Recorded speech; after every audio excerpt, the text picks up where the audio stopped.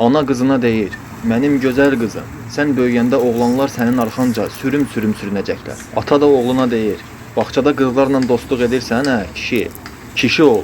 Hamını döy, hamını yığ. Hər kəs səndən qorxsun." Subhanallah qardaşlar. Ata sevinir oğlu kimisə döyüb əlindən pulunu alanda. Subhanallah. Hələ bir uşaqla oturub televizorda UFC döyüşlərini izləyirlər. Uşağa deyir: "Görürsən oğlum, UFC-də döyüşüb meşokla pul qazanırlar. Sən də onlar kimi ol." Subhanallah. Uşağın beyninə bu kimi ucuz şeyləri yerləşdirirlər.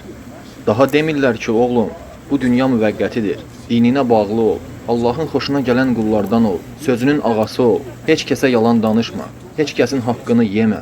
Heç kəsin qadınına, qızına baxma. Demirlər. Ona görə də uşaq böyüyür, özünə belə faydası olmayan yaramazın biri olur. Sonra da valideynlər gileylənirlər ki, oğlum gecələr evə gəlmir. Öhdəsindən gələ bilmirik. Ya da qızı orada-burada sülənir. Bütün şəhər onu tanıyır, yığışdıra bilmirlər. Subhanallah. Bunların hamısı da qeyri-İslami tərbiyədən irəli gəlir. Məsələn, keçmiş zamanlarda ərəblərdə də və yaxud da Qafqaz torpaqlarında yaşayan millətlərdə də bir adət var idi. Evli olmayan qız insan içinə çıxmazdı. Yad kişilərin onları görməsi mümkün deyildi. Əgər qızı yad kişi görərdisə, bu qızın atası üçün böyük utanc qaynağı olardı və böyük problemlərə yol açardı. Subhanallah. Qızlar və oğlanlar atalarından Əzraildən qorxarmış kimi qorxardılar. Demirəm bu doğru bir şeydir. Zaten indi mövzumuz o deyil. Lakin bugün baş verənlərlə müqayisədə o çox daha gözəl idi deyə bilərəm. Deməkdə məqsədim odur ki, anlayasınız, o vaxt insanlar necə namuslarına düşkün olublar. Bugün analar qızlarını izlədikləri seriallara əsasən böyüdürlər. Qızlarına deyirlər: "Qızım, sən gözəllər gözəlisən. Ərin səni qucağında gəzdirməlidir. Əlini isti sudan soyuq suya soxmamalıdır. Qızıllar, üzüklər, nə bilim, onu bunu almalıdır." Subhanallah. Budurmu yəni əsl qayəmiz?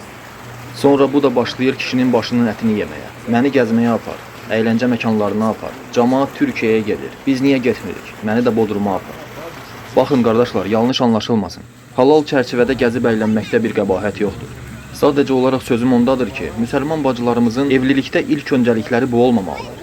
Öncəliyiniz bu ümmətə faydalı övladlar dünyaya gətirmək olmalıdır. İslam üçün aslanlar yetişdirmək olmalıdır. Allahın rızasını qazanmaq üçün çalışmaq, çabalamaq olmalıdır. Allahın kitabını öyrənib sonra da onu başqalarına öyrətmək olmalıdır. Subhanallah, bacılarımız körpə uşaqları ilə əsirlikdəykən, qaçqın düşərgələrində onlara təcavüz edilərkən, bizim gəzib əylənməmiz nə qədər doğru bir şeydir, özünüz düşünün. Bu vəziyyətdəykən Allahın huzuruna çıxsaq nə deyəcəyik? Bu haqda bir düşünün.